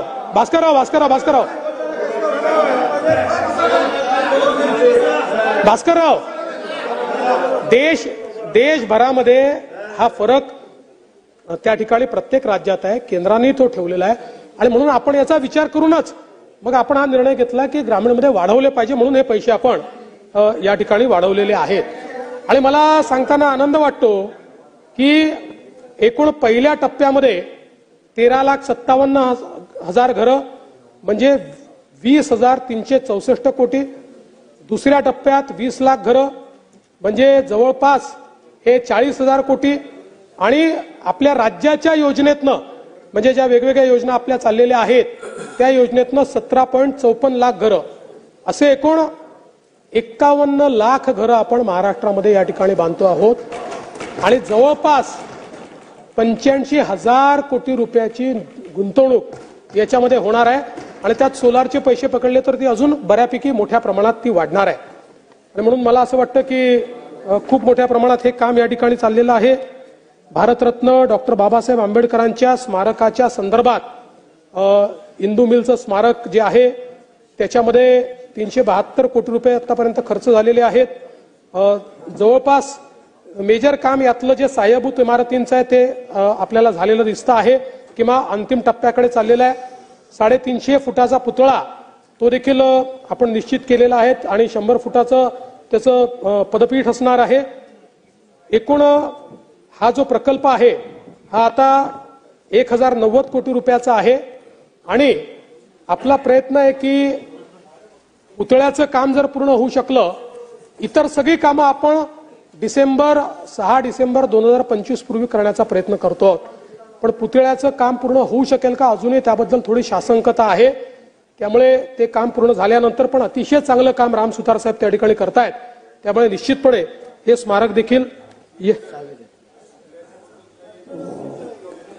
नाही आता ते गेल्या त्यानंतर आपण सगळ्यांची कमिटी पाठवली होती. त्या कमिटीने सुधारणा सुचवल्या. तर सगळ्या सुधारणा मान्य करून त्यानंतर आपण तो पुतळा केलाय. आता मुख्यमंत्री कार्य प्रशिक्षण योजना, आता या योजनेच्या डिटेलमध्ये जात नाही. एवढंच सांगतो की आपण हा निर्णय घेतलेला आहे की पुढचे 5 महिने आपण त्यांना एक्सटेन्शन देणार आहोत आणि 11 महिन्याचा कालावधी त्यांचा पूर्ण करणार आहोत. पण मला सभागृहाच्या निदर्शनास एक गोष्ट आणून द्यायची आहे. आता नको, प्रत्येक याच्यात एक गोष्ट मला या निमित्ताने लक्षात आणून द्यायची आहे की 11 महिन्यानंतर आपल्या सगळ्यांना हात जोडून विनंती आहे की आता पुन्हा कंटिन्यू करा, याकरता येऊ नये. कारण 11 महिन्यानंतर नवीन तेवढेच लोक, हे कार्य प्रशिक्षण योजना, ही नोकरीची योजना नाही, अप्रेंटिस आहे. त्यांच्याकडे सरकारचं सर्टिफिकेट असेल तर त्यांना नोकरीत फायदा मिळेल म्हणून योजना आखलेली आहे. त्यामुळे 11 महिन्यानंतर नवीन तेवढेच लोक हे कार्य प्रशिक्षणात आपल्याला घ्यायचे आहेत. त्यामुळे त्याकरता कोणी आग्रह धरू नये, अशा प्रकारे माझी आपल्या सर्वांना विनंती आहे. टेक्सटाईलच्या संदर्भातले काही बाबी या ठिकाणी आलेल्या आहेत. निश्चितपणे मी आता त्या सगळ्याच्या जाणार नाही. रेशीम उद्योगाच्या संदर्भात, मिनी टेक्सटाईलच्या संदर्भात, किंवा एक चांगली सूचना आली की टेक्सटाईलमध्ये आपण गारमेंटिंग जे आहे त्याच्यावर भर देत असताना आपण आता केवळ किती कोटीची गुंतवणूक आहे त्याच्यावर इन्सेंटिव्ह देतो, पण फिनिश प्रॉडक्टमध्ये किती लोकांना एम्प्लॉयमेंट दिली आहे याच्या आधारावर तुम्ही त्यांना मदत करा, अशी एक सुमितजींनी चांगली सूचना मांडली आहे. निश्चित त्या योजनेचा आपण विचार करू. शेखर निकम यांनी कोकणात रेशीम बाजारपेठ हवी अशा प्रकारचं सांगितलेलं आहे. तर त्याचा देखील विचार जो आहे हा निश्चितपणे राज्य सरकारच्या माध्यमातून करण्यात येईल. आता गृहच्या संदर्भात मी अधिक वेळ आपला घेत नाही, कारण गृहची चर्चा तुम्ही लावणारच आहात, त्यामुळे त्यावेळी सांगू. पण मला एवढंच सांगायचं आहे की आपण देशातला सर्वात चांगला सायबर सिक्युरिटी प्रोजेक्ट महाराष्ट्राने सुरू केलेला आहे. हा सर्वात आधुनिक प्रोजेक्ट आहे. आपला प्रोजेक्ट पाहण्याकरता 6 राज्यांचे लोक आणि 3 देशाचे लोक येऊन गेले. त्यातल्या 2 राज्यांनी आपल्याला विनंती केली आहे की आपण आमच्या राज्यात करू शकलात तर आम्ही द्यायला तयार आहोत. त्यामुळे आपण आपल्या सायबर सिक्युरिटी सेंटरला सायबर सिक्युरिटी कॉर्पोरेशनमध्ये परिवर्तित करतो आहोत आणि या कॉर्पोरेशनच्या माध्यमातून 2 राज्यांमध्ये आपण हे काम करतो आहोत. याच्यामध्ये आता आपल्याला केंद्र सरकारने 1945 हा नंबर दिलेला आहे. क्विक रिस्पॉन्स याच्यामध्ये आपण करू शकणार आहोत. आणि मला असं वाटतं की येत्या काळामध्ये, कारण आज आपल्यासमोर सगळ्यात मोठं आव्हान हे सायबर गुन्ह्यांचं आव्हान आहे, त्यामुळे ते आव्हान देखील आपण या ठिकाणी पूर्ण करू. सभागृहात अनेक सदस्यांनी कोल्हापूर येथे उच्च न्यायालयाचे फिरते खंडपीठ व्हावे अशा प्रकारचा एक मुद्दा मांडलेला आहे. या संदर्भात राज्य सरकारने यापूर्वीच आपला कॅबिनेटचा प्रस्ताव पाठवलेला आहे. आपण त्यांना विनंती केली आहे की पहिल्या टप्प्यात आपण कोल्हापूरला त्या ठिकाणी स्थापन करा आणि दुसऱ्या टप्प्यात आपण पुण्याला स्थापन करा, अशी विनंती देखील आपण केलेली आहे. राज्य सरकार आपली विनंती पुन्हा एकदा त्या ठिकाणी माननीय उच्च न्यायालयाकडे उद्घृत करेल. माझी स्वतः माननीय उच्च न्यायालयाचे मुख्य न्यायमूर्ती यांच्याशी चर्चा झाली आहे आणि त्यांनी मला आश्वासित केलं आहे की जो काही त्यांची पद्धती आहे त्या पद्धतीला अनुरूप ते या संदर्भात जो काही उचित निर्णय आहे तो निर्णय करतील. त्यामुळे आपण अपेक्षा करूया की या ठिकाणी आपण जी त्यांना विनंती केली की पहिल्या टप्प्यात कोल्हापूरला आणि मग दुसऱ्या टप्प्यात पुण्याला अशा प्रकारचं हे खंडपीठ झालं पाहिजे, त्या संदर्भातला पाठपुरावा हे त्यामुळेच होण्याची शक्यता जरा वाढलेली आहे. यासोबत जलसंधारणाच्या बाबतीत देखील मोठ्या प्रमाणात गाळमुक्त धरण, गाळयुक्त शिवार ही योजना आपण सुरू केलेली आहे. वेगवेगळ्या ज्या संस्था आहेत त्या संस्थांसोबत आपण करार केलेले आहेत आणि मोठ्या प्रमाणात हे काम या ठिकाणी चाललेलं आहे.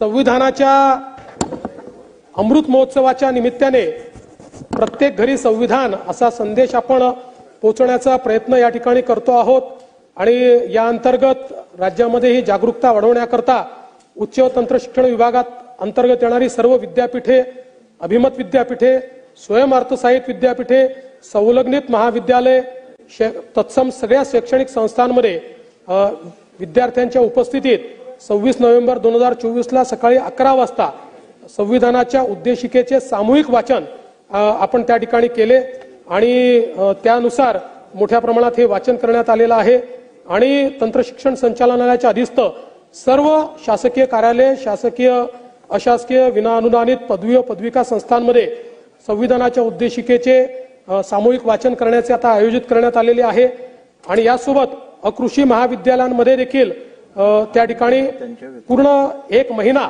संविधान म्हणजे फेब्रुवारी ते मार्च हा संविधान गौरव महोत्सव आपण त्या ठिकाणी साजरा केलेला आहे, ज्यामध्ये भारतीय राज्यघटनेची ओळख व या विषयावर निबंध स्पर्धा, वक्तृत्व स्पर्धा, प्रश्नमंजुषा, त्यानंतर पोस्टर आणि भिंतीपत्रके, कार्यशाळा, परिषदांचं आयोजन, राज्यघटनेविषयीचे अभ्यासक, विषय तज्ञ यांना निमंत्रित केलाय आणि शालेय शिक्षणाच्या माध्यमातून लहान मुलांपर्यंत ही उद्देशिका पोहोचली पाहिजे हा आपला प्रयत्न आहे। राष्ट्रीय सेवा योजनेच्या माध्यमातून आपण ते काम सुरू केलेलं आहे। राज्यातल्या सर्व सार्वजनिक ग्रंथालयामध्ये राज्यघटनेबाबतची व्याख्यानं ही आयोजित करण्याचे निर्देश आपण दिलेले आहेत, त्यामुळे जास्तीत जास्त लोकांपर्यंत आपलं संविधान पोहोचलं पाहिजे अशा प्रकारचा आपला प्रयत्न आहे। मुलींना 100% जी फी माफीची आपली योजना आहे त्या संदर्भात या ठिकाणी मी सांगू इच्छितो की या वर्षी 2024-25 मध्ये याच्यामध्ये ज्या पात्र अशा 73,842 मुली होत्या त्यांना आपण त्या ठिकाणी पूर्णपणे 100% जे शुल्क आहे ते माफ केलेलं आहे। अनेक लोकांचे अनेक गैरसमज आहे म्हणून या ठिकाणी मी सांगू इच्छितो की मागच्या काळामध्ये आपण मुलींना 50% फी माफी द्यायचो। ज्या मुलींना 50% फी माफी मिळायची त्या सगळ्या, कारण त्याच्यामध्ये आपण कुठलाही भेदभाव ठेवला नव्हता, सगळ्या मुलींना 50% फी माफी देत होतो। आता त्या सगळ्या मुलींना 50च्या ऐवजी 100% फी माफी आपण त्या ठिकाणी देतो। कुठली कॅटेगरी नाही आणि म्हणून अध्यक्ष महोदय काही गोष्टी राहून गेल्या असतील तर त्याची उत्तरं नंतरच्या कुठल्या तरी चर्चेत येतील। काही कोणाला जर या ठिकाणी रायटिंग मध्ये देता आली तर ती देखील देण्याचा प्रयत्न आपण करू। पण शेवटी मी एवढंच सांगेन की जगद्गुरु तुकाराम महाराजांनी सांगितलंय, अवगुणांची हाती आहे अवघीच फजिती, नाही पत्रासवे चाड, प्रमाण ते फिके गोड, विष तांब्या वाटी, भरली लावू नये होटी, तुका म्हणे भाव, शुद्ध बरा सोंग वाव। याचा अर्थ काय आहे? अवगुणी माणसांची नेहमीच फजिती होते। भांडे चांगले आहे की नाही यापेक्षा त्यातला रस पिण्यायोग्य आहे की नाही हे आधी बघायचं असतं आणि विष तांब्याच्या किंवा सोन्याच्या वाटीतही भरलं तरी देखील त्याचं सेवन हे अयोग्यच असतं आणि म्हणूनच शुद्ध भावाने काम करण्याचा जो संदेश या ठिकाणी जगद्गुरु तुकाराम महाराजांनी दिलेला आहे, या जनादेशानंतर तशाच शुद्ध भावाने काम करण्याचा आमचा प्रयत्न आहे। त्यामुळे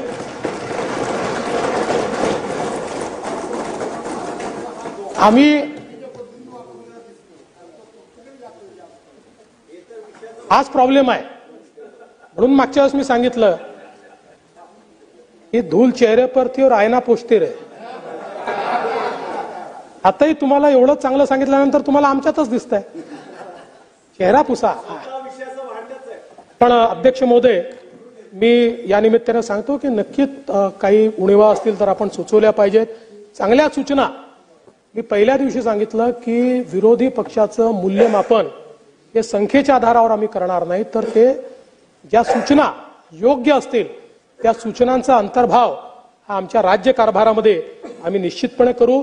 पण पूर्वग्रह दूषित किंवा केवळ सनसनाटी निर्माण करण्याकरता जर काही या ठिकाणी विषय झाले तर त्याला तसं उत्तर देण्याची देखील क्षमता ही निश्चितपणे आमच्यामध्ये आहे। संवाद तर ठेवायचाच आहे, संवादाशिवाय पर्यायच नाही, पण संवाद हा दोन्हीकडनं व्हायचा असतो, एका हाताने टाळी वाजत नाही। त्यामुळे आपण दोन्ही हातांनी टाळी वाजवूया, संवाद देखील स्थापित करूया आणि आपला महाराष्ट्र जो इतर कुठल्याही राज्याच्या पुढे आहे, सेकंड टू नन असा जो आपला महाराष्ट्र आहे हा अधिक उत्तम करण्याकरता आपण सगळे प्रयत्न करूया। मी पुन्हा एकदा राज्यपाल महोदयांचे मनापासून आभार मानतो आणि माझं बोलणं संपतो। प्रश्न असा आहे की राज्यपालांनी केलेल्या अभिभाषणाबद्दल आम्ही या अधिवेशनाकरिता जमलेले महाराष्ट्र विधानसभेचे सदस्य त्यांचे मनपूर्वक आभार मानतो. अनुकूल असतील त्यांनी होय म्हणावे, प्रतिकूल असतील त्यांनी नाही म्हणावे. होयचे बहुमत आहे, होयचे बहुमत आहे. प्रस्ताव संमत झाला आहे.